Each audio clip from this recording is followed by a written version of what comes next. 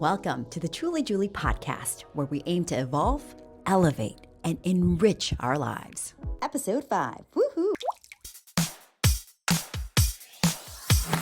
Hola, friends, from a charming little beach town called El Tunco here in El Salvador. I'm recording this podcast from inside my Airbnb. For my YouTube viewers, I'm going to flip the camera around so you can see my view. Okay, so this is the first stop in what we are calling the Drake Chang Family World Tour. Why did we leave California? How are we schooling the kids while globetrotting? What countries are we visiting? How are we affording to do this in time and in money? We will get to all of that in this episode. But first, let's talk about the Instagram reel/real life event that catalyzed this whole world tour. I shared a reel on January 7th, and it now has more than 10.3 million views on Instagram and hundreds of thousands of views on TikTok. January 7th. Does that date ring a bell for you? Well, if you live in Los Angeles, that's a day you are unlikely to forget for many, many moons. It's the day the Palisades and Eaton fires started in Los Angeles and burned down an area that is larger than all of Manhattan. On that fateful day, we just happened to be landing back at LAX after spending winter break in Hawaii. We left Hawaii around noon, and we were landing back in LAX around 8 p.m. when the captain comes over the speakers and says, folks, there's a fire in the area. And whenever there are dramatic differences in air temperatures, it is extra turbulent. I look out my window and it looks like an apocalypse. It looks like we are landing on an active volcano. The bulk of the city is engulfed in like bright orange lava-like colors. The aerial recording of the landing is what now has 10.3 million views on Instagram. And I'm guessing it's because of the timeliness, but also because from that angle, from a bird's eye view, you can just see the scope of this massive fire. So get inside my head for a second. I look out the window, it's Armageddon. The plane is jumping up and down like I'm on some roller coaster.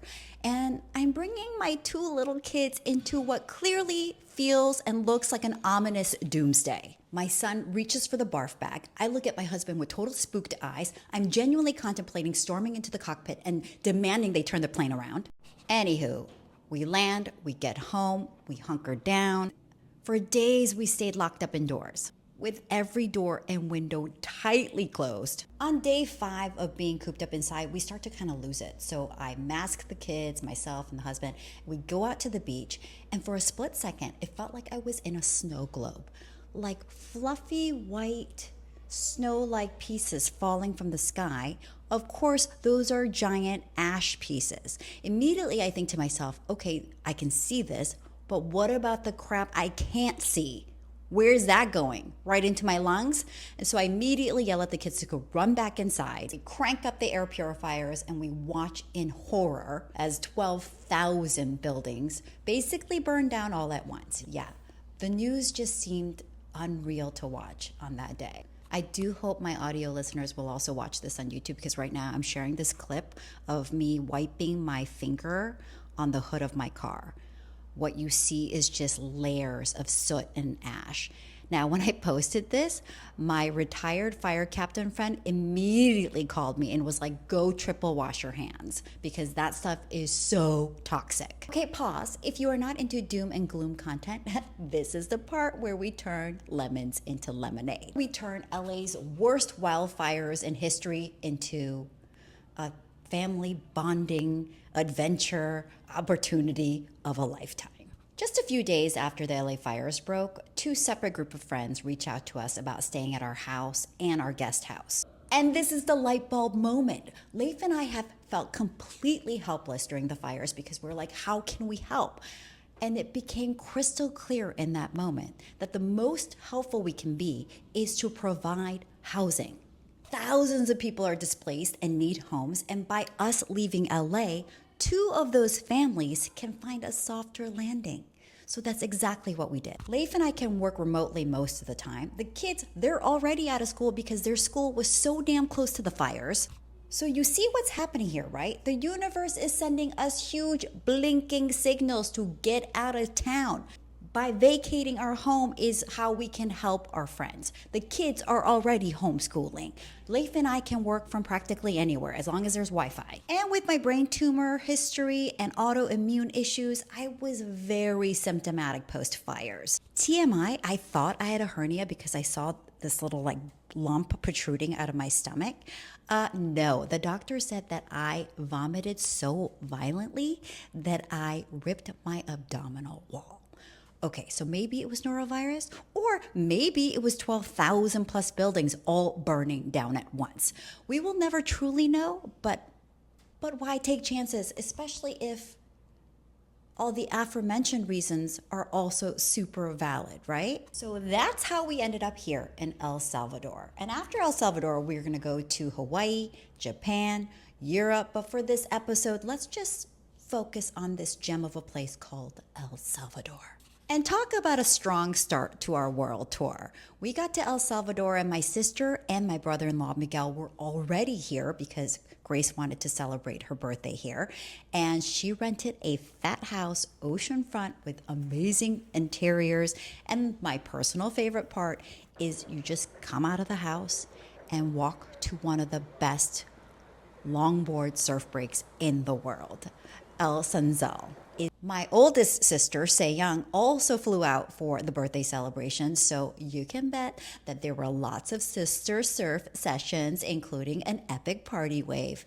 Isn't that funny? We all grew up in landlocked Michigan, and we are all just obsessed with surfing now. It's kind of crazy. It's kind of wild. Anywho, with my sisters around, you know I had to ambush them. Sister, ambush, sister interview. Hi, look who's here. Okay, let's get to it. Your El Salvador highs and lows.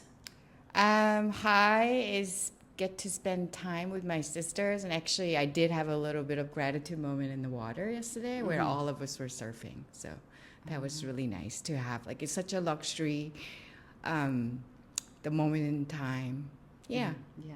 Family. And you got to leave LA too and get fresh air, clean ocean. Yeah, I think it's a great time to be in El Salvador. If anyone wants to come and learn how to surf and be away in a very affordable tropical country. And if you don't know what President Bukele has been up to, you need to be informed. It's very safe and affordable, and people are so nice. And I think usually when we go to third world country, there's a lot of panhandling, and it was nothing like that. It's just really, really relaxed, and it's a great place to come.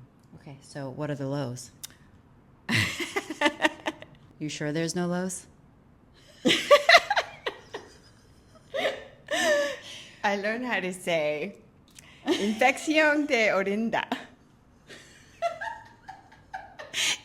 She had a UTI because we basically just live in bathing suits here. Yeah. So make sure you wear some dry clothes. Okay, and that's another huge plus here. The clinic visits are absolutely free because to tourists. To tourists, because they really want to promote surf tourism. One of the ways to do that is to provide free hospital care. Yes. Great surfing spot. Still. What you think about us and our touring the world and schooling kids at the same time? I think it's very brave. I think it's a lot of work. It sounds fun, but no, it's having kids concentrate on school, keeping them on that routine. That's really, really hard. I think you've been doing okay. I mean, good job. I would lost my, crap, but it's week 1.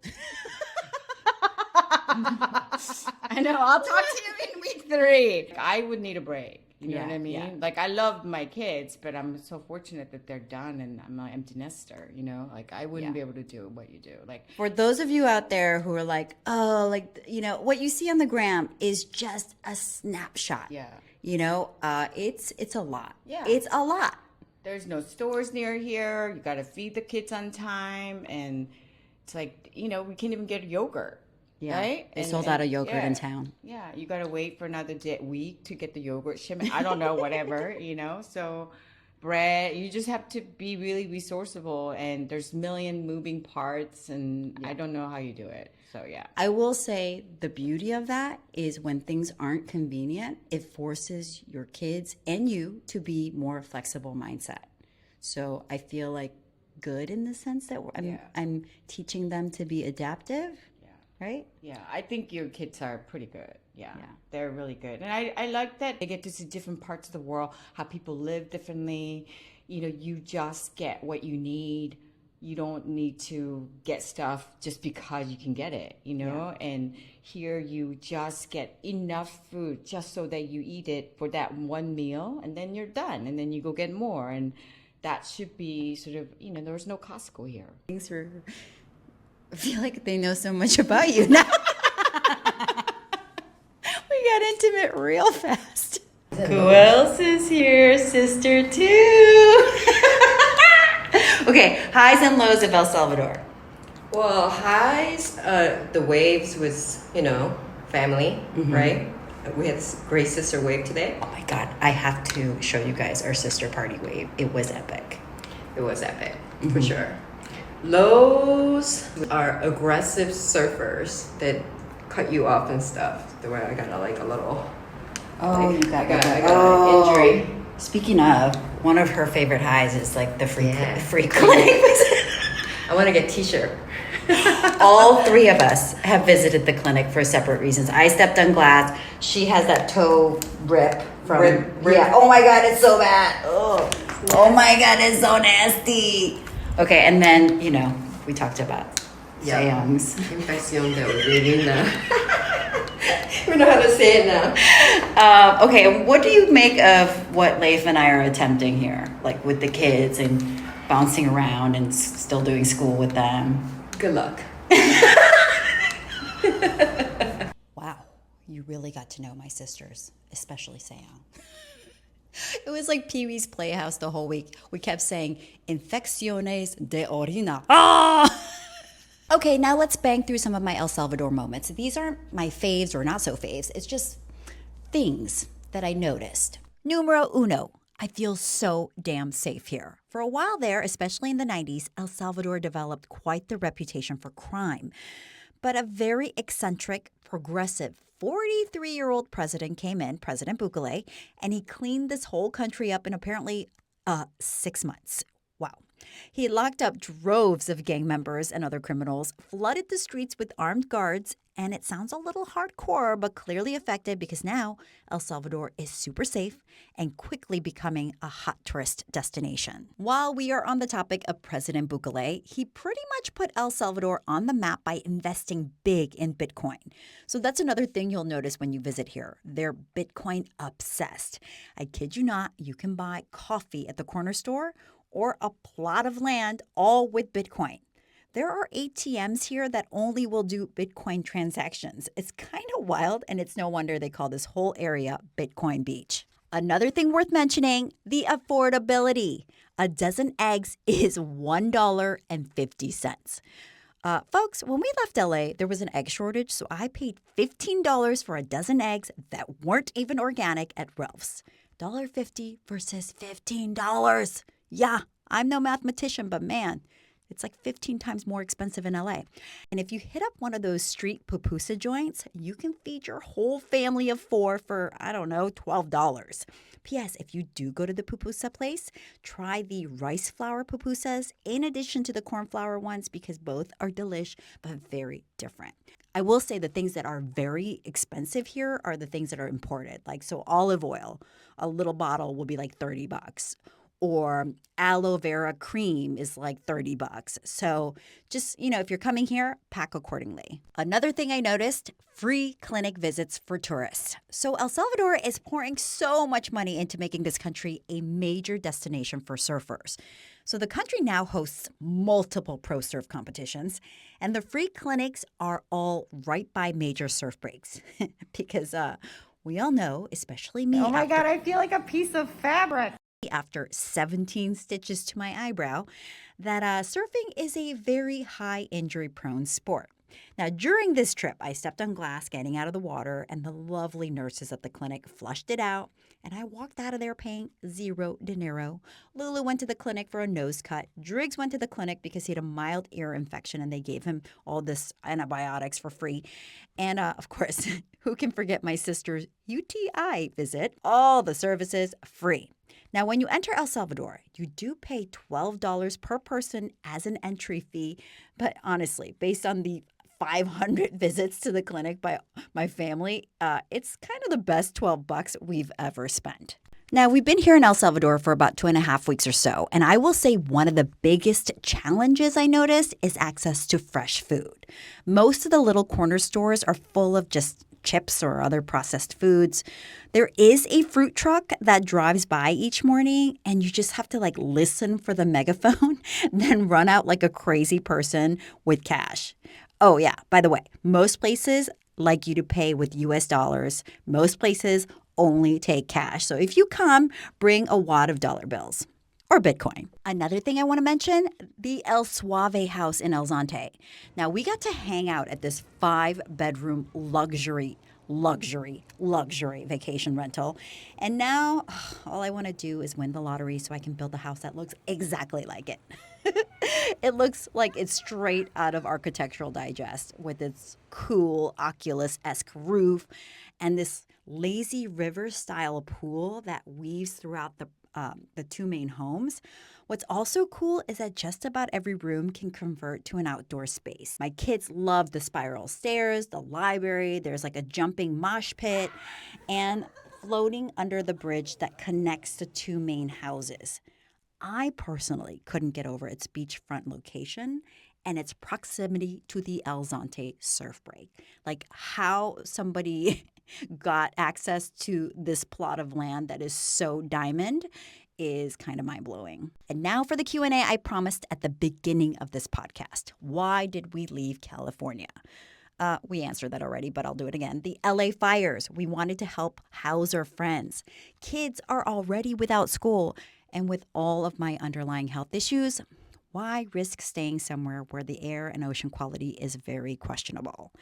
How are we schooling our kids while globetrotting? LAUSD, which is the LA public school system, has a remote learning program called the Virtual Academy. It's about 4 hours a day of online instructional learning, followed by 1 to 2 hours of homework a day. It's really hard to get Lulu to do that, but we try. Then I add to their virtual learning with what I call Mama's World School classes. I sign the kids up to learn things that are very special to that area. So clearly here in El Tunco, I signed the kids up for surf lessons. P.S. It's $35 for an hour and a half lesson, including board rental. Best money I have ever spent. In Hawaii, which is where we're going next, Mama's World School classes may include something like climbing and horseback riding, and of course, surfing again. Another common question you guys throw at me a lot, what countries are we visiting? We are kind of planning it all on the fly, but so far we do have tickets booked to Hawaii, Japan, Shenzhen, China, London, Norway, and Budapest. There are weeks in between these cities or places or countries, and so we will fill that in as we go. How are we affording to do this in time and in money? That's another common question. Leif and I are still working. Leif works in tech. I make content. So we are lucky in that we can do work from wherever there is good Wi-Fi, right? In fact, I content created while I was here in El Salvador. I produced a reel for the El Suave house. And another client was Puro Surf, which is an amazingly chic boutique hotel and a world-class surf academy. I will link my Instagram features of both of those places in comments. Oh, we are also helping to pay for this adventure with rental income. We are renting our home and our guest house. I will be quick to add that I'm pretty sure we are the only people charging under market rate. You can imagine during the fires, everyone started price gouging because so many people needed homes at once.